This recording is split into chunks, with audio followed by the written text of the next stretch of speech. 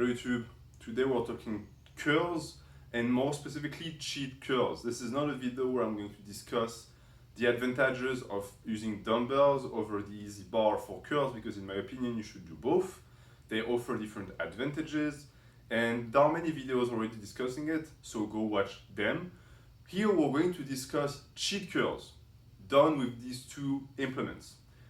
I personally am a big fan of cheat curls. I've been doing cheat curls for 7 years now, never missed a day, and this is what grew my bicep, straight up. But I want to make a video dedicated to the ideas behind cheat curls, why I like them, if I recommend them or not, and that's for a later installment, that's for a later video. Today I just want to discuss how to apply them properly when it comes to biceps, how to cheat on curls for your biceps. I've tried both with the easy bar and the dumbbells, and there is one way that is, in my opinion, superior, and that to me is the dumbbells.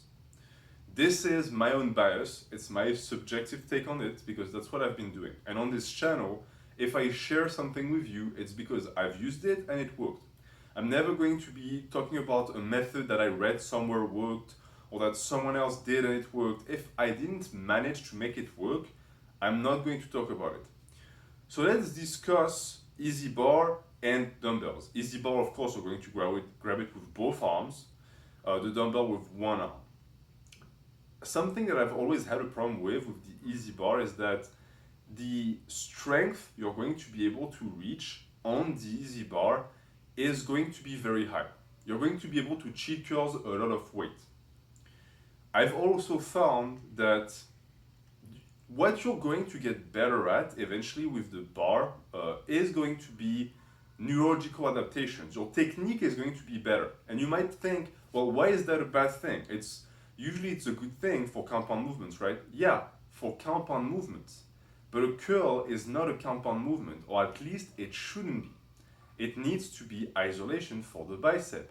And of course, there are certain portions of the lift, like the front delt, that is going to be activated. You really can't go around that. It's just your morphology that makes it so, because muscles are going to be activated together. But anyone who tells you that the curl is a compound movement is a grade A idiot. It's isolation. If it turns into something where you feel other muscles as much as the bicep, you're doing it wrong, and it's the reason why you have small biceps. It needs to be concentrated. So that's the reason why it's an issue with cheat curls. Cheat curls with an easy bar basically become supinated cleans. Because if the goal is to lift as much weight as possible, you're going to end up being so technically good at it that the weight is going to go up and up and up. But is your muscle mass going up? I don't think so. Look at Olympic lifts, right? I'm not saying Olympic lifts don't make you bigger. They absolutely do. But they do it much less so than the average compound movement that the gym rat is doing. Why? Because they, one, only have a positive component, there's no negative that you are supposed to control, and also because it's super technical. If you take someone who's very strong and you tell them, hey, snatch that, most likely they won't be able to, because the snatch is super technical. So you're taking a lift that is an isolation, that is supposed to tear up the fibers of the bicep, and you're now making it clean, pretty much. Where you're going to be super good at throwing that bar up, but you're not going to be super good at recruiting the muscles to throw it up. And because of the bar, also, you're going to find that, just like with a clean, you're going to use a ton of hips. You're going to shoot your hips into that bar to propel it up, and it makes it too easy. So you're going to have an insane progression. You have people on YouTube who are able to curl 3 plates with supinated grip. But do they have big biceps? Do you think that their bicep have the strength to actually curl that way? No. It's that their central nervous system strength and the ability of the whole body to be explosive is very high. But that's not how you train biceps, or at least in my opinion, it's not. But so what is the saving grace of easy bar curls? The saving grace is the negative.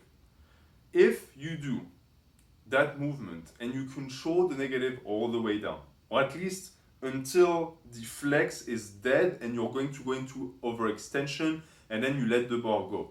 Now that's something that's actually worth it. The issue I have is, why use a bar? Why do you need that? Because you still have to go through that clean portion that is useless. I would even argue that because of the position of the bar, the weight is way in front of you, but your hands are still outside of the body for the most part, for people who cheat curl, and that can lead to shoulder injuries. You can overextend the shoulder by trying so hard to get it here, because really what a lot of people do is when they cheat curl, they don't actually do this. They're not doing an elbow flexion, they're doing this. So they're bringing the shoulder up so that they have the momentum of the bar. That's risky on the shoulder. So you're going to do all that just to get into a position where you can do a negative. And even then, when you do the negative, your elbows should be tucked and you should control it down. You shouldn't be here, right? When you see people doing easy bar curls and they bring the bar to their forehead, look at the position of my elbows. That's not a curl. You're here, right? You should be here for easy bar curls. The bar should come nowhere near your forehead because your elbows should stay by your side so that you activate your bicep and you're not doing a shoulder exercise, right? There's some merit to doing some curls in that range of motion here, but for the most part, I would advise people to do it close grip. So that's my issue. You're going to do all that for a potential negative that you could just get from the get-go on a preacher curl, right? Like get an easy bar from the preacher curl, just do the negative and then put it down. Or do what I do, do a single arm, heavy negative, help yourself up on the positive and then go again. It's much easier to set up. So that's all of my issues with the easy bar. For the cheat curl, I don't think it's good. The positive is not going to grow your bicep a ton. And for me, that's what matters. I've heard people say that cheat reps are only for the negative. Who decided that? Cheat curls are cheat, that's it. It just means that you're going to use the entire body to move the weight. But it could also be on the positive. Now let's get to dumbbell curls, which is my preferred choice for cheat curls. And I've been doing them forever. The positive of this is, one, you're not going to be able to move as much weight. But that's actually a good thing. Because that way, the dumbbell is not going to become so massive that it's going to be cumbersome and so big that you won't be able to curl it anymore. Because you have a physical body. And with a dumbbell, because the weight is going to be curled inside your body instead of outside of the body with the weight on the easy bar curl, you're going to have to be able to clear your leg. If you look at my cheat curl videos, I have to do a movement where I move my body out of the way, because if I don't, the dumbbell catches me, right? It's not dangerous, but it's going to get to a point where if you are able to cheat curl 150, you would be physically incapable of, because it would touch your body in a sense. So that's one thing. Another thing is the position in which you're going to curl with a dumbbell. When you finish the curl, you're not going to be here for the most part. You're going to be here. So the weight is now inside you. Your elbow is raised a little bit because it's a cheat curl, but you cannot raise it here. It's not possible. Why? Because look at what would happen to your wrist, and where would the weight be? It would smack you in the face. So you're going to have, just by default, you're going to have to do a proper curl. You won't be able to do stuff like this. You can do stuff like this with an easy bar because the weights are outside and the bar is here. There's no weight here, so you can't smack yourself in the face. So that's a good thing. Another thing that I found too is, if you do them how I do them, with weights in both hands, when you curl one, the other one is going to counterbalance it. So you're going to be fairly stable actually. I do not recommend people do them with one dumbbell and an empty end, because now you're again turning it into an Olympic lift. It's giving you too much freedom to try and arrange the body around the dumbbell. If you have something else in the other hand, you have to strength curl that, put it down and keep going. What you do with a cheat curl with a dumbbell is also very different than with a easy bar. Because with an easy bar, the entire movement is momentum, right? Because once you get the bar here, what most people do is they rearrange the body so that they can do this, and then they do it again. With a cheat curl, when you're here, there's no rearranging the body. You're not going to be able to put the body underneath the bar like you would do with Olympic lifts, because it's a dumbbell, it's on one side, and you have something in your other hand, remember? So you can't bend. So you have to give an in portion with the leg, throw the dumbbell, and when the dumbbell is here, you have to catch it and finish it with your arm. And that's the importance of the cheat curl, and that's why the cheat curl works. You're clearing all of that, which is the portion of the lift that you would not be able to do with that weight, and you finish up with a partial.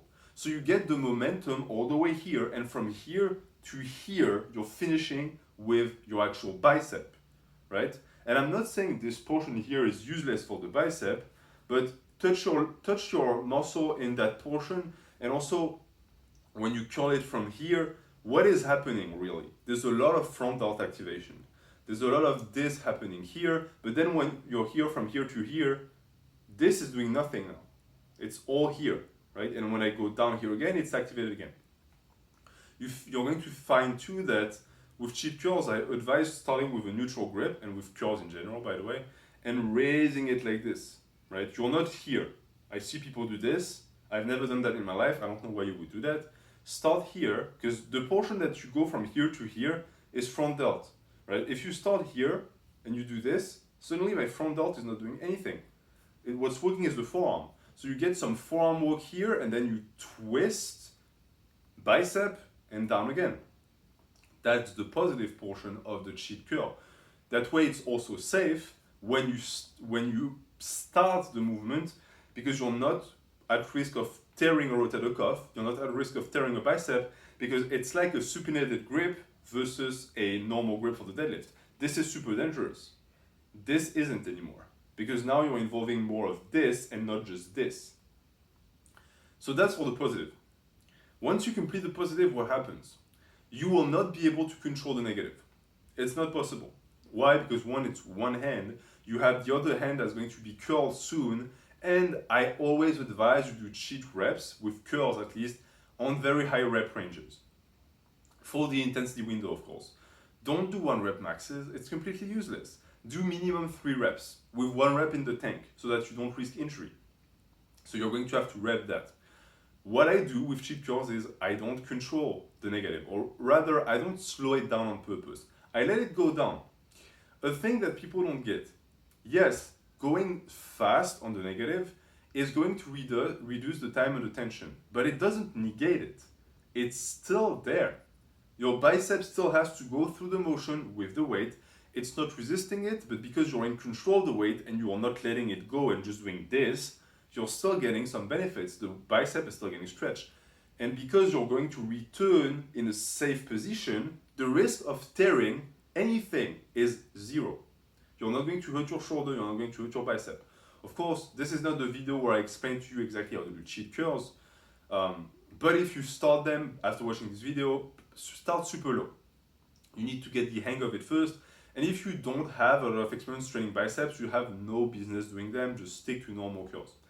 But yeah, so that's the negative portion, and compared to a negative from an easy bar curl, of course, it's going to be less taxing on the bicep, because you're not going to be able to control as much as you would with a bar.